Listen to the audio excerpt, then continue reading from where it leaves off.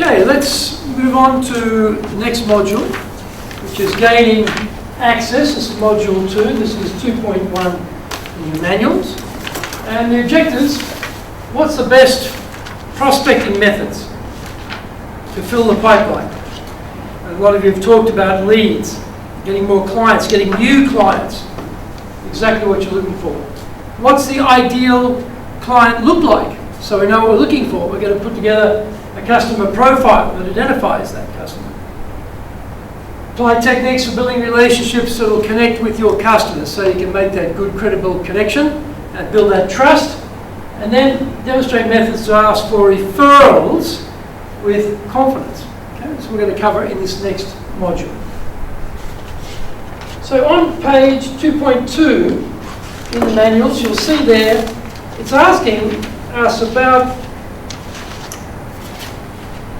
what the ideal customer actually looks like. Okay.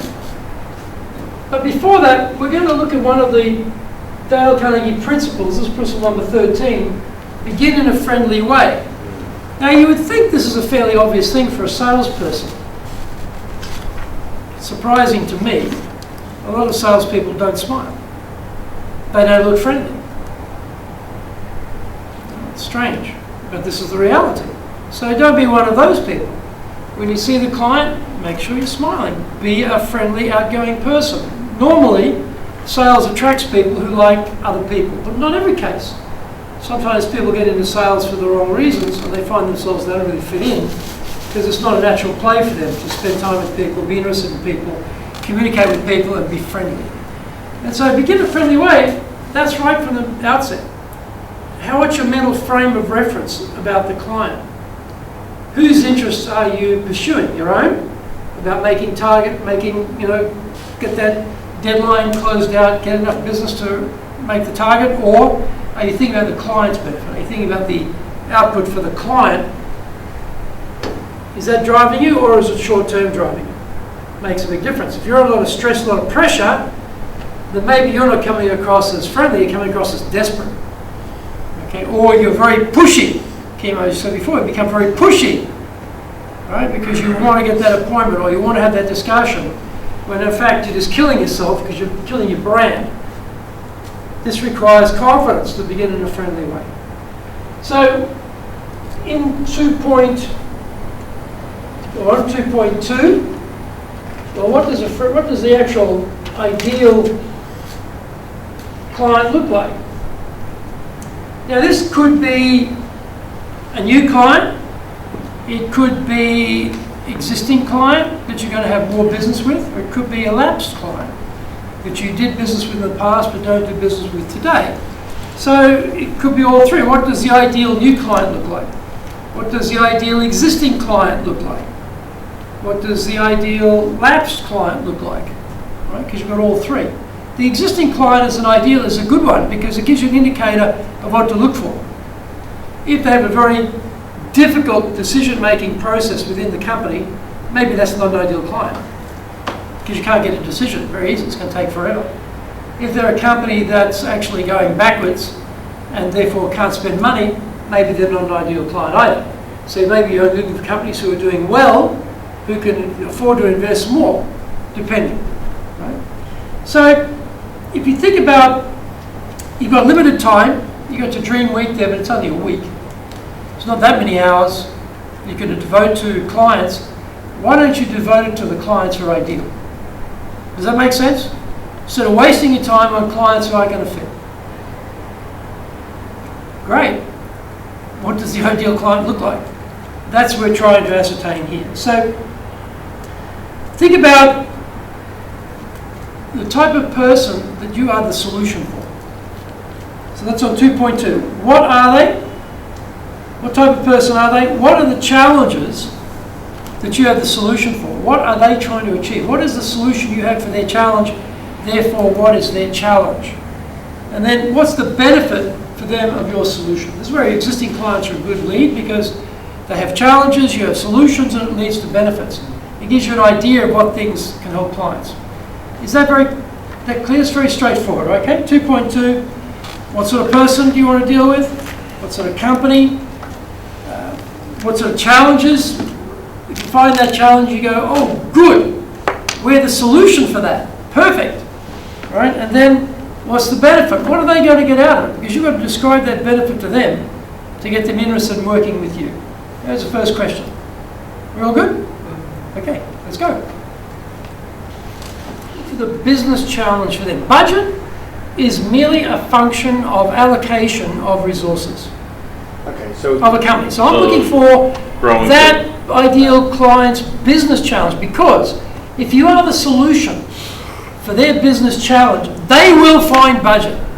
If you are the solution, they will find the money. So money is not the issue here. It's not the budget challenge for us to get the business. It's their business challenge. We're trying to think like they think. What are they trying to do? What's your ideal client's challenging for that industry? You're an observer of that company. You send in as a consultant to look at that company's business problem. What's the business challenge for them that we can solve? That's what we're trying to isolate out. Forget about what we want to do. They want to sell more widgets. That's exactly right. They want to have increased sales. They want to have better brand recognition. They want to have higher quality. They want to have whatever it might be. They've got a challenge, advantage over the competitors, faster speed, source new markets. They're the sorts of business challenges. If we understand that, then we can match our solution to what they need. Okay? So, see how this works? Ideal client, what they look like, what is the business problem they are trying to solve? Right? That's what we're focused on. Not our problem, what is their problem? And then, what's the benefit they're going to get from the solution? So once you know their challenge, then you can talk about the benefit we're going to provide for them. So what was their challenge to it, and what's your benefit for their solution? So we've got to think of it from their point of view, not from our point of view. Okay? Ideal client looks like this. The type of typical challenges they have are this. The benefit of our solution is this. So when you come to talk to them, the way you'll frame your questions will be targeting those challenges. Right? Don't talk to them about, oh, we've got this, we've got that. They don't care about that. All they care about is fix my problem. You've got to know what the problem is. Then you've got to know, can you fix it? This is the logic that we're going through here. Okay? So, next section here is on prospecting. This is on page 2.3. And you're already probably doing a lot of these. Okay. You've mentioned contact marketing, you've got emails, you've got networking, we've got referrals, there's cold calling, there's targeting, there's all sorts of ways of finding new leads. Now, any additions that are not on this list? So think about that. Any additions, first of all, what are some things that are not on this list which would help you to get new leads? You've mentioned before that new clients are an advantage to you.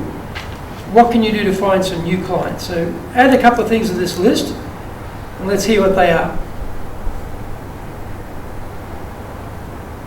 Now remember, we've got the ideal client in mind, okay? We've got the ideal client in mind, they've got a certain challenge, we've got the solution for it. That's who we're looking for. So where do we go and find the ideal client? Where can we prospect to find the ideal client? Not a client. Where do we go looking for the ideal client? Where can we find them?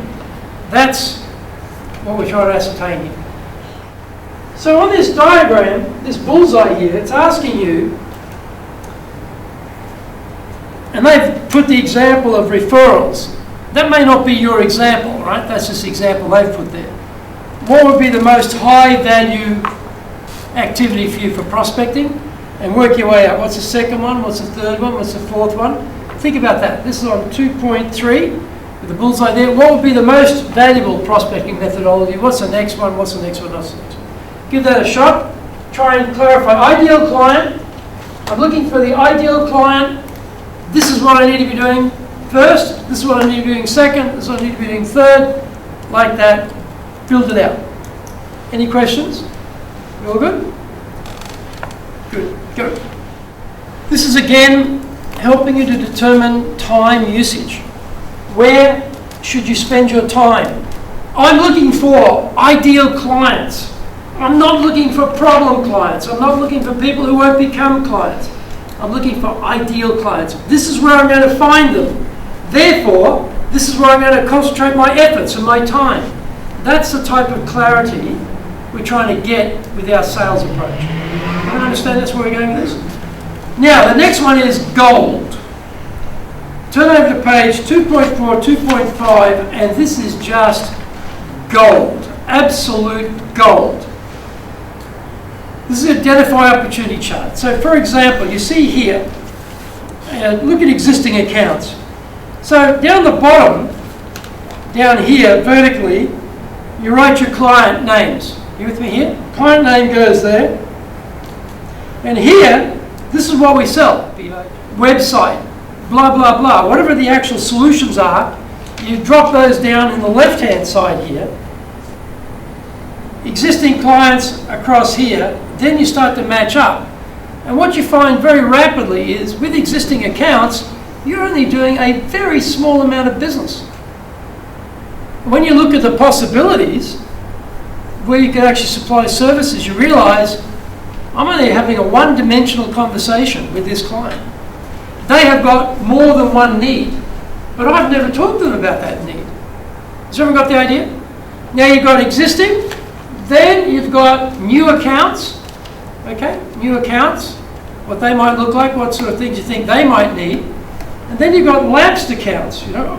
These are lost accounts or old accounts, same thing. Right? So this is just absolute gold mine. Once you actually list out and you start putting, you know, A, they're already buying from me, B, it's a good selling opportunity, or C, there's not much opportunity for this particular solution, then you know what to talk about, what not to talk about. This is very, very valuable exercise. So I want you to spend some time now. Do your existing, do your new, and do your lapsed accounts. List up all the things, all the solutions you have, more than just what you're dealing with in your individual part of the business today, because your company does many things, right? Not just one thing. And then start to see where are some bigger opportunities for the company with this client. With me? Everyone clear on that? Always a revelation when we do this exercise, particularly with existing clients. You just realise, oh my God, we're only tapping 10% of the potential of these people. They've got a lot more needs than I'm addressing. Everyone clear? Let's go for it. So yeah, you've got multiple opportunities to serve these people. What are they? You know, what are your multiple opportunities to serve? What are the multiple solutions you offer? You can have a conversation. Now, with your existing clients, it's going to be fairly straightforward, I think, but you'll find, okay, we're not actually talking about these other parts of the business. With new clients, what are some possibilities? Where do you think, with these new clients you've gotten so far, they're a new client, there are still probably a lot of things unknown, maybe some conversations you need to have with them about certain areas you haven't even talked about yet. What might they be? The sort of second, third and fourth stages of the relationship as you go forward, so you've got a plan for them. And then for the ones who've lapsed, you know, probably they lapsed, you didn't have a lot of the services you've got today when they lapsed. They don't even know about it. Right? So you might actually find that it's a client services solution, which is the lead to have another conversation about something else that you sell. You know, it might be the trigger point for something else you're doing. Give that a go. I'd like to have testimonials from satisfied customers that I can show to potential buyers. You've got a range of solutions for companies, but you're only talking about one thing. This exercise is to say, hey, companies have broad needs.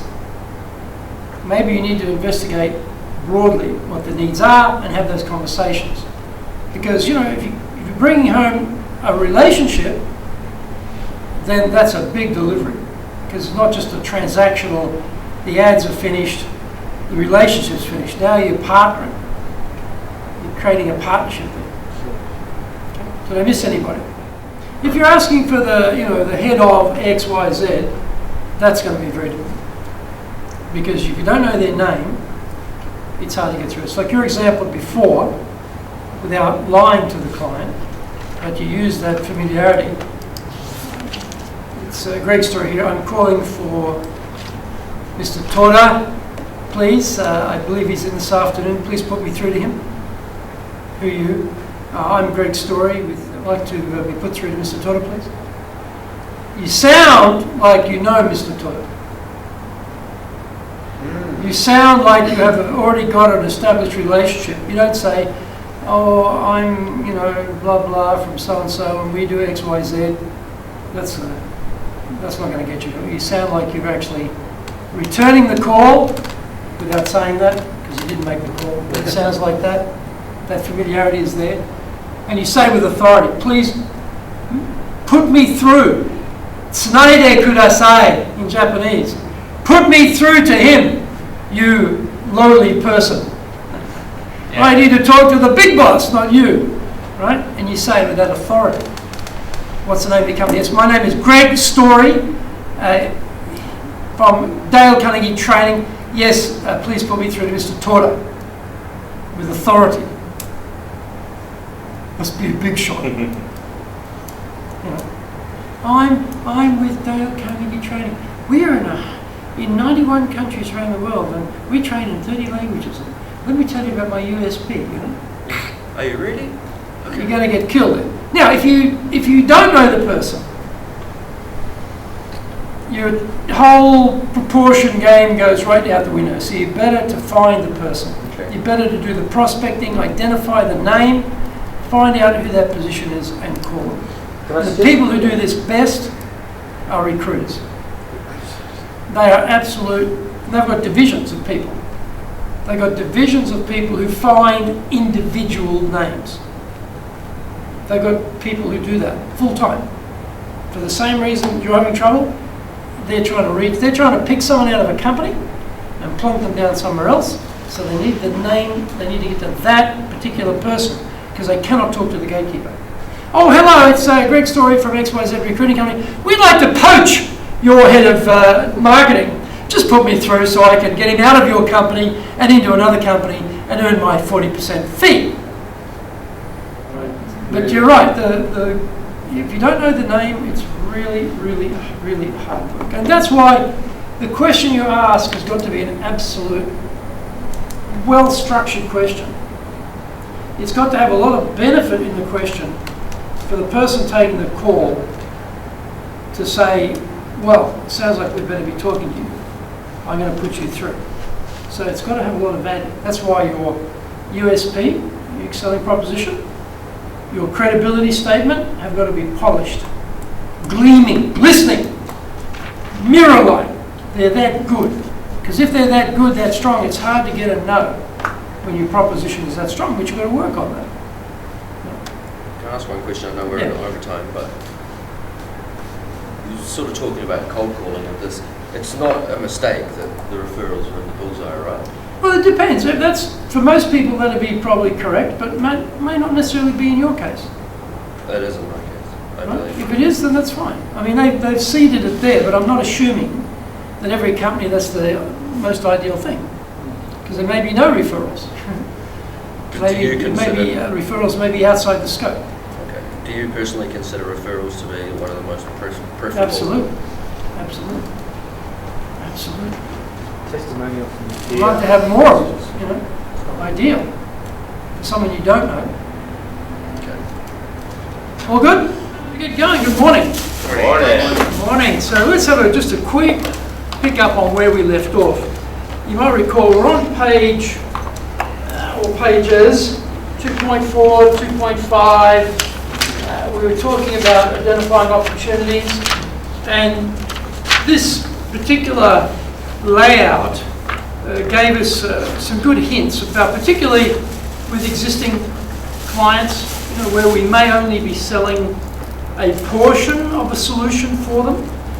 And when we go through this and we start to look at the total offer that we can bring to the table for them, there may be things we actually haven't spoken to them about, or we haven't emphasized, or we've gotten into a pattern of discussion about very one-dimensional items. So how did you find using this to go back and look at customers from a bit of a broader perspective on solving a number of their problems. Got more than one problem, and we've got more than one solution. So how did that go? Do you find that useful? This can be used as a predictor of potential need before you meet them. So you sort of anticipate, well, this company, they may actually need more than one thing.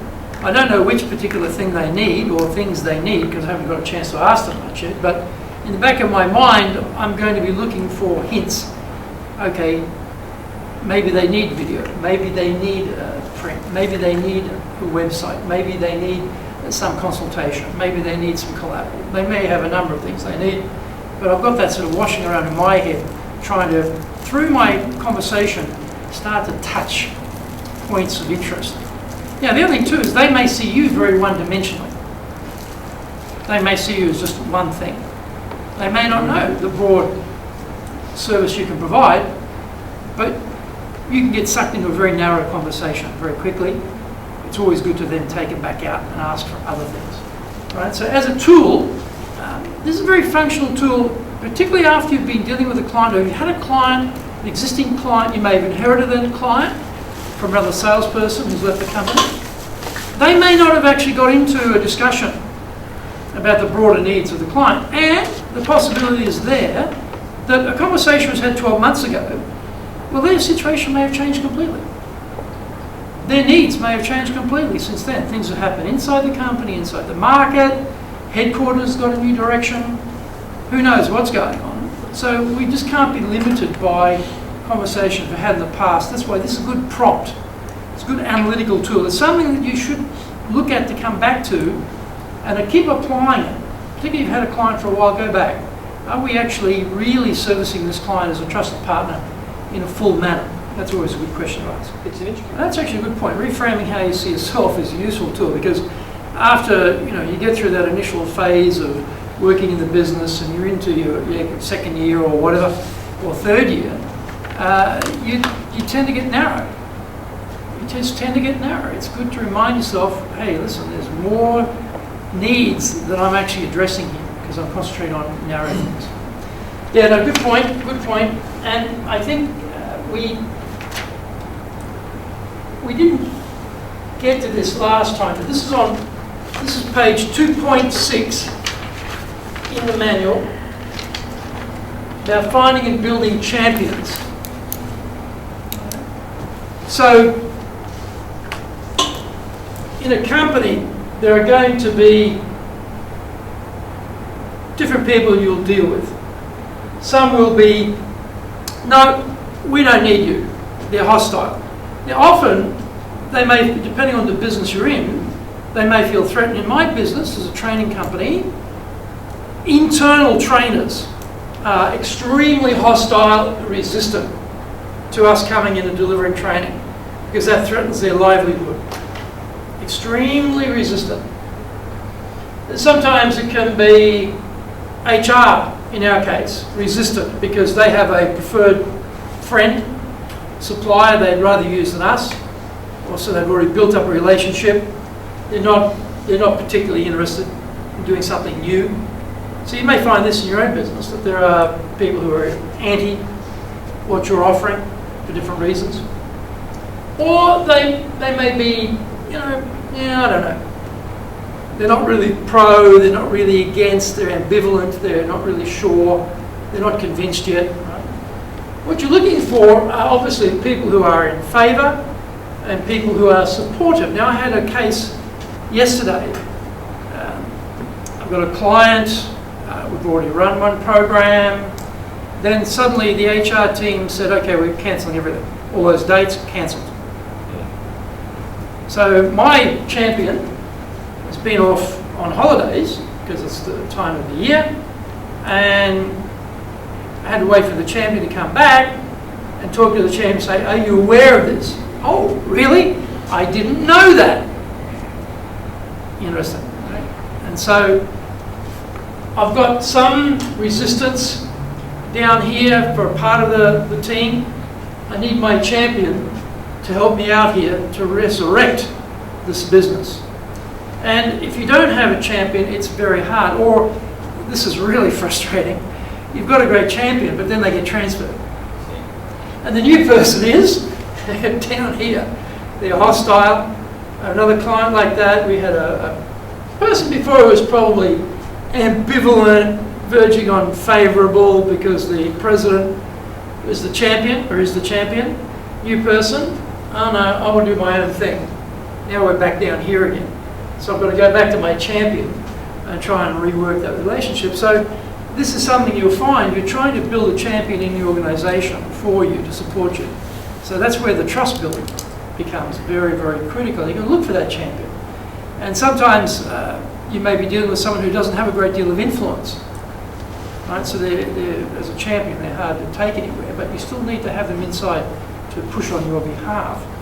So if we look at the manual here on page 2.6, we've got the champion analyzer page there, right? So think about, pick a client, think about a client you have already, and think about, well, okay, here's my sort of key client list.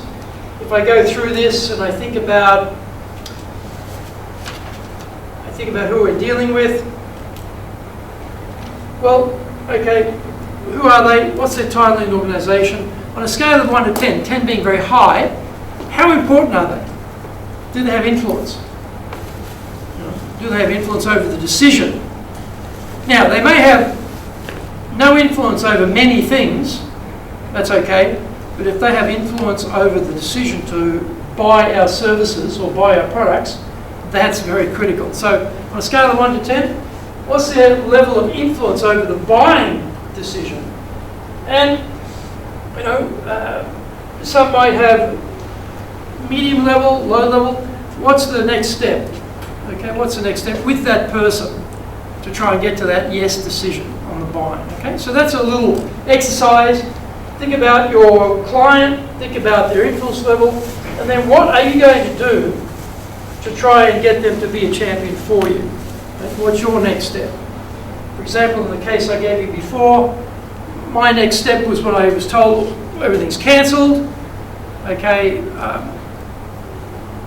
my champion and I are connected on Facebook. I can see when they're coming back from holidays. Tried to call them, couldn't get through to them. Got them finally, as it turned out, 5 minutes before they're going to a critical meeting, critical in terms of my interest. So the timing was brilliant. And then I got an email late last night. Don't worry, we're still on track. You know, just wait a little bit. So you know, that's the next step for me was, did you know this was happening? Right? No, we didn't. Oh, okay, right. Well, this is what's happening. Send me the email. Here it is. Copy. So that type of thing. You need your champion there, but analyse your champion. So just take a few moments. Get down the person, their title in the company, where you think their level of influence over the buying decision is, and then what are you going to do to get them to help you to get to a yes decision in buying? Who has the first question on that exercise? Yes. So, in reference, Group decision making, consensus decision making, but even within that, you need someone to be moving the group forward. You know, if you just say, oh, it's consensus, it's a group, then you have very little influence. You need someone in that group to be pushing the group in a direction you want it to go. So, and the thing about the person reporting to them, it's very interesting in Japan, often, surprisingly, the person who's got the title and the authority is often not very strong in the decision making and often influenced by the people underneath them. It's quite, it sort of flips, you would think, of the hierarchy. So that happens, that the people down lower have a lot more influence than you may think. Yeah. And if they really oppose something, then that can be a big headache. It can be a really big headache. So you're right. Everyone who's likely to, in the decision-making group has to be worked on, but you still need to have someone to move that group because the group by itself may not move for you. So relationship is going to be everything here, right? They're not going to be your champion unless you've got a good relationship. That's what, they'll be down here somewhere. You won't be, you know, be either discontent, ambivalent, slightly favourable, but not going to do much. And we talk about referrals. Obviously, that's where your referrals are going to come from, the champion. So building that relationship, having multiple meetings to establish a long-term relationship as a trusted partner is going to be the source of referrals, and you want that. And that's actually, if you look in next page in your manual there, it talks about referrals. And this is, one of those things where we know we should be asking for more referrals, but often we don't.